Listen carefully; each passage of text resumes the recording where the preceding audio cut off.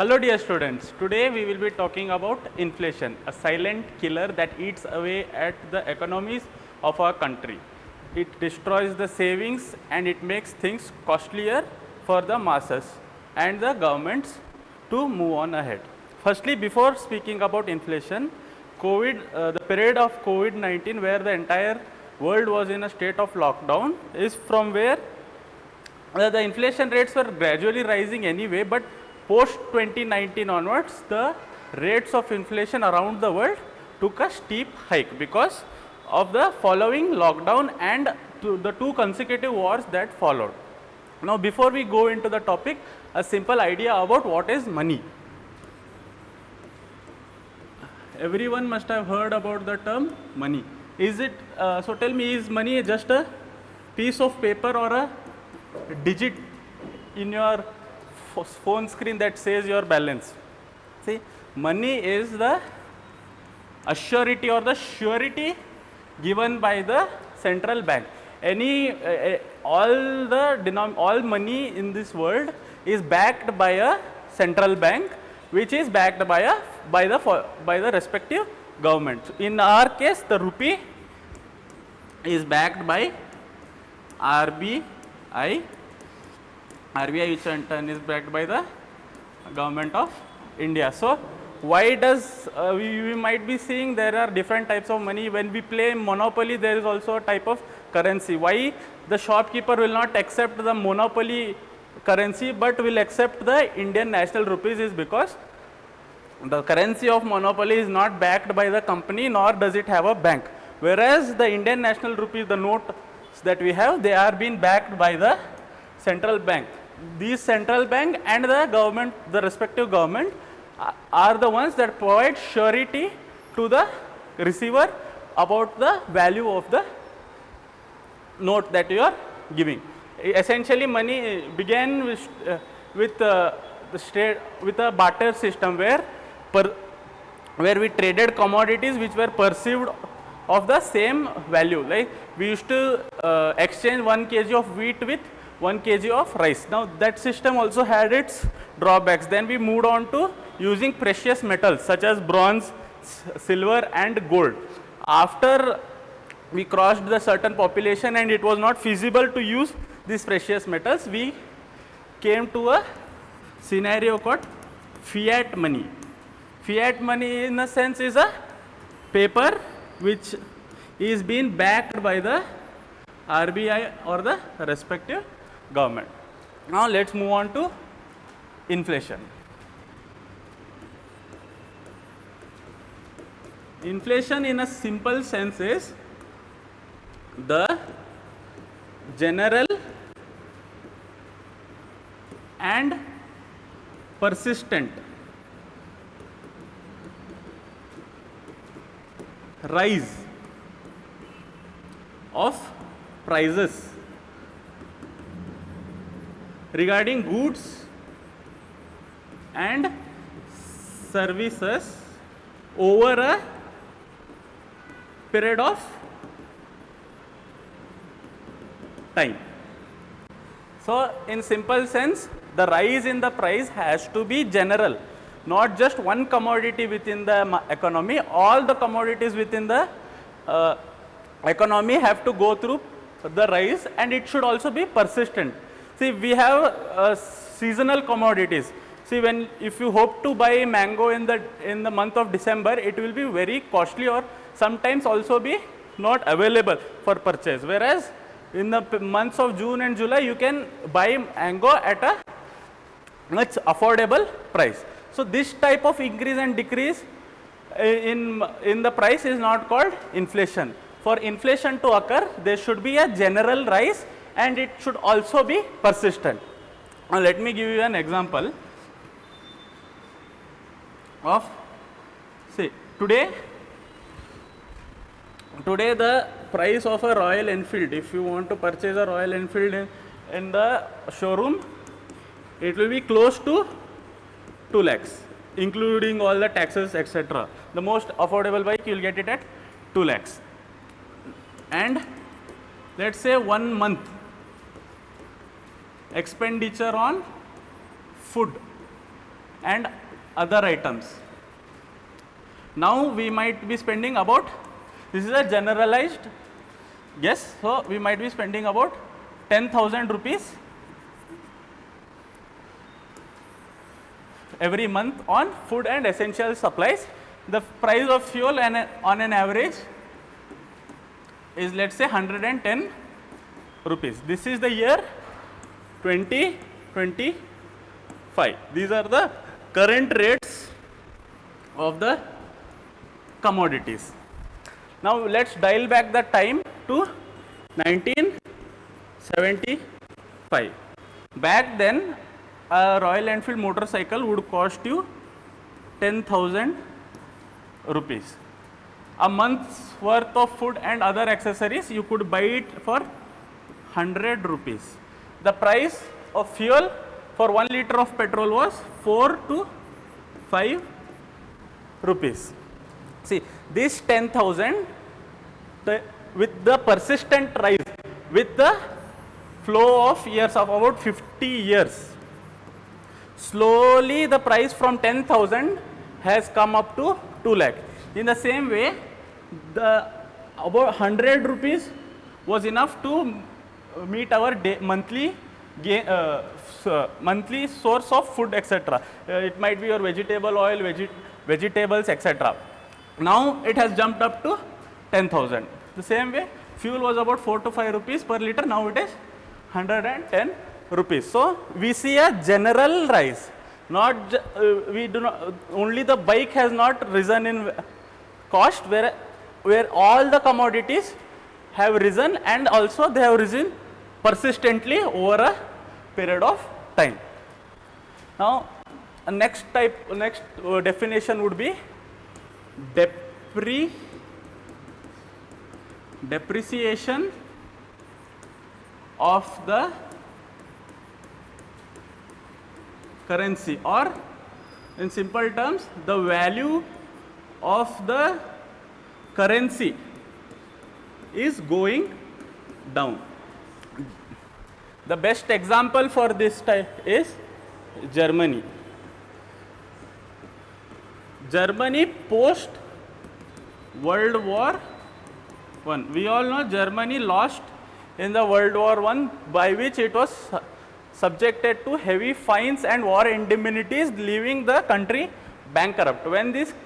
When the country which had invested, Germany had invested a lot during the First World War, therefore it was already bankrupt. And on the bankrupt country, when you impose heavy taxation, fines, etc., what happened was the German government started printing money. See, the power of printing money lies with the central bank. In case of India, it is RBI. In the same way, every country has its own central bank, which is responsible for the monetary policy and all things related to money of that region. So the German Union Bank started printing money without a care. This led to something called as hyperinflation. During the time of COVID, America also followed the same strategy, that is to blindly print dollars without caring for the balance of the money within the economies. Now, since we are in a globalized world, the repercussions of this act by America are still felt today by India. Now, let me give you an example. The amount of inflation had risen so high that, see, Germany is placed in cooler climes, which is they are mostly located in the temperate region where it is very chilly in most of the year.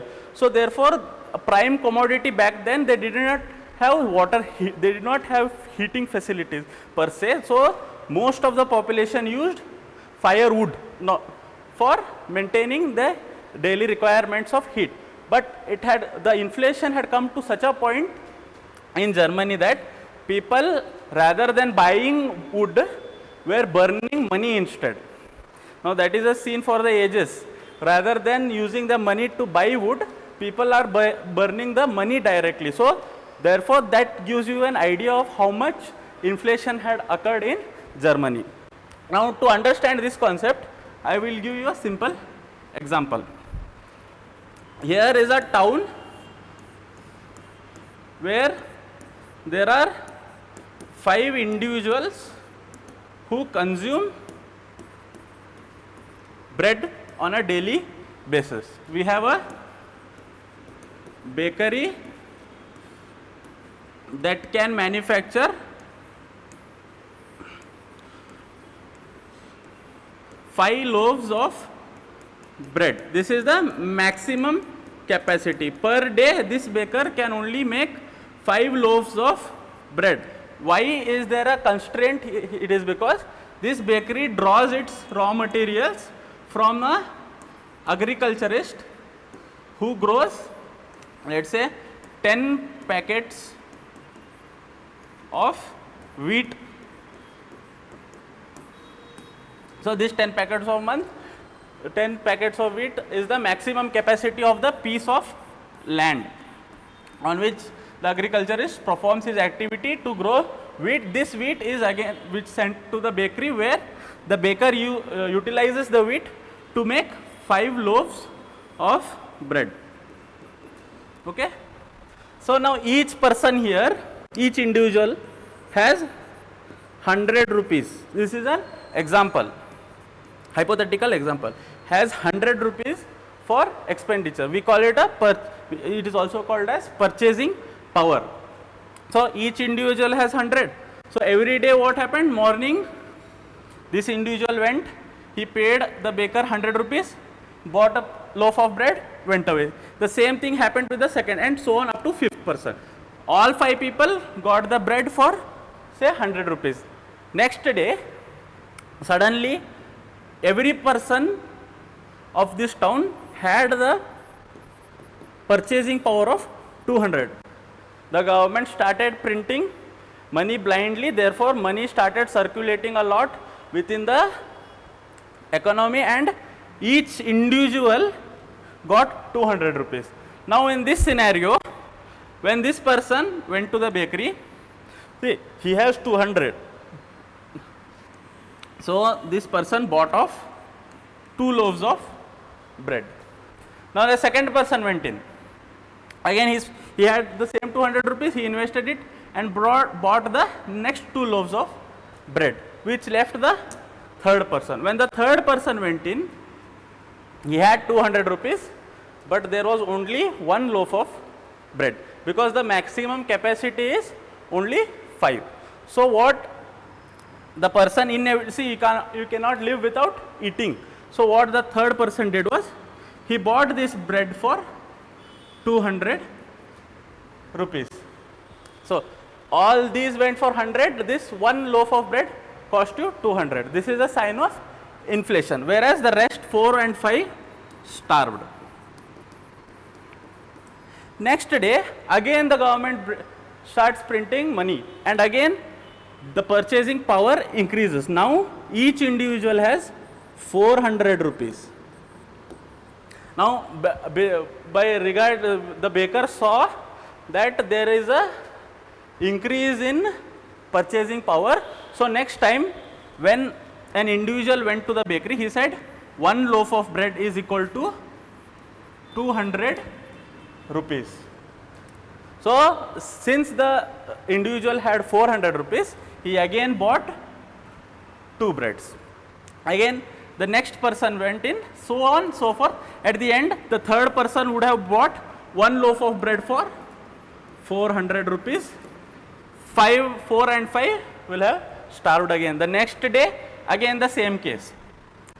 They would have had 600 rupees. Now 1 loaf of bread would cost 400 rupees. So like this is a vicious cycle. Why does this occur? Because only the amount of money is increasing, whereas the amount of grains, the supply is not meeting the demand. There is a fixed cultivation of wheat, therefore the bakery can only create fixed amount of bread, whereas here in this case the government is printing money blindly, therefore a lot of money is accumulating within the people. This is the classic case of how inflation eats up economies or it destroys economies. Now next, types of inflation. A general rule of the market is, in a free market arena, there is something called as demand and supply. You have 10 kgs of wheat, but there is no demand. There is no person consuming wheat. Instead, they want jowar. Then you see that there is a disruption in the cycle. If there is a demand for jowar, the supply should change its tactics from rather growing wheat, it should prefer jowar. So demand and supply is the cycle. This is what sets the price in a free market. Now there are two types of inflation: demand pull.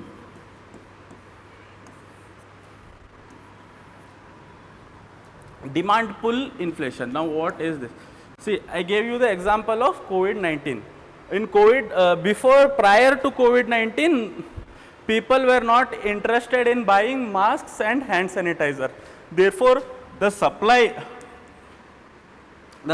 of masks and sanitizers was low. When suddenly the demand increased due to the government regulations that required us to wear masks and apply sanitizers. Therefore, due to the increase in demand, see, before COVID, you would get a pack of say 10 masks for just 10 rupees. When the COVID era began, one mask was sold for 10 rupees. Now here you see the demand increasing. Therefore, the price of the commodity is also going up. The next one is cost push. We all are familiar with street food, our momos, burgers, fried rice, etc., which we consume on the streets. See, before, when the price of fuel was say 80 rupees, price of gas, for convenience, when the price of gas was 80 rupees per cylinder, it's an example, the fried rice was 100 rupees per plate. Now, after a certain degree of inflation, when the price of gas has become 100, naturally the price of a plate of the condiment will also have increased into 120 rupees. Here, the supply side is bearing extra cost for its production. The person to cook the meal has to spend extra because of the rise in price. Therefore, this price is reflected on the customer. This is called as cost push. Here, the supply side is pushing the cost because the supply has gone down and supply has become costly. The methods of production have become costly. The end product also will become costly. So these are the types of inflation. Now next, a general idea. See, India, we are the all economic activities are divided into unorganized and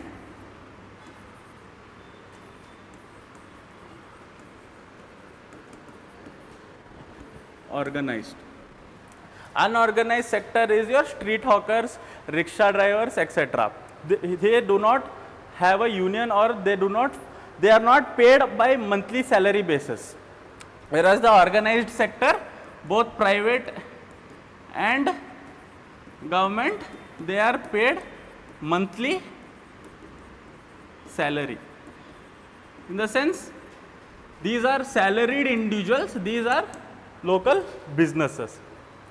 Inflation, when it happens in unorganized sector, we saw in the case of fried rice, where the increase in gas, the price of gas related to the increase in the price of the commodity itself. So here the inflation, the rate, the burden of inflation is transferred to the consumer. So therefore, the person makes profit in the same sense. See, 20 rupees of the gas price went up, so the 20 rupees for the fried rice also went up.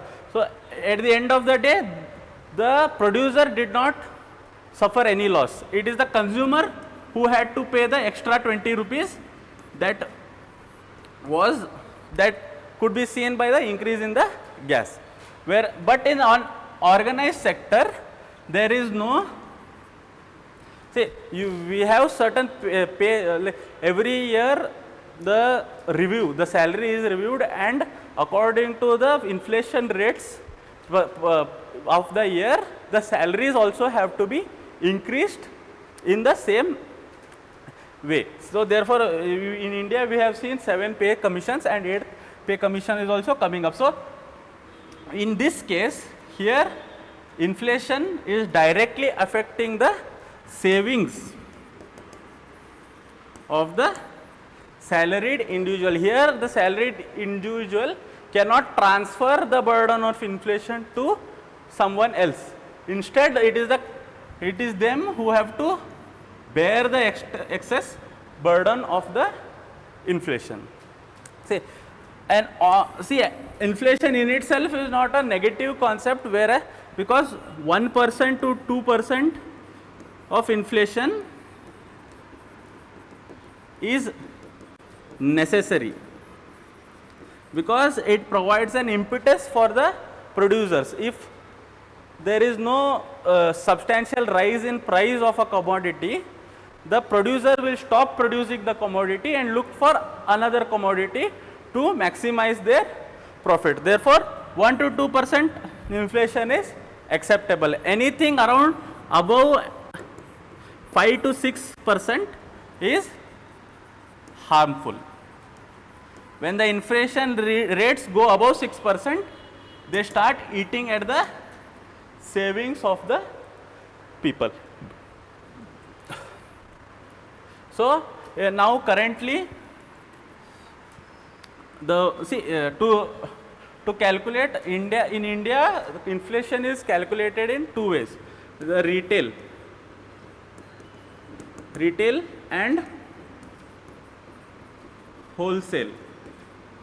The CPI, consumer price index at retail, and consumer price index at wholesale together are used to find the rate of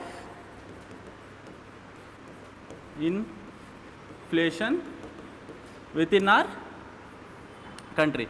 Say retail is when we go to the shop and buy something directly from the shop, the amount of inflation, the amount of inflated money we are paying to the shopkeeper is retail. Whereas when the shopkeeper buys it from the company and a wholesale, the amount of inflated price they have to pay is what is called as wholesale CPI. This is a way to measure inflation. In the upcoming classes, we will be discussing about how governments try to control this rate of inflation, how the Reserve Bank of India and the Government of India try to control inflation. In India, there is a law that says inflation should be at 4% with 2 points, 4 points. There is no percentage in inflation, we call it as points. So 4 points with 2 points of relaxation. So inflation can be either 2 points or 6 points.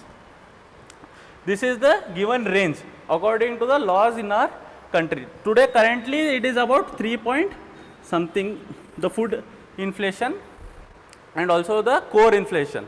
I will tell you about core inflation. Core inflation is fuel and food. These are essential commodities. A country cannot function without fuel and food. a country will function without jets, planes, your motor bikes, cosmetics, fuel, food and clothing. There are certain core components of the economy without which a country cannot function, and any increase in this, if there is an increase in fuel, if the prices of fuel double, the entire economy runs on fuel. So indirectly all the products that you buy in the shop will also become costly, because for the fuel which is used for transportation of these objects from point A to point B has increased. So an increase in these core regions will affect the prices of the peripheral regions. So thank you.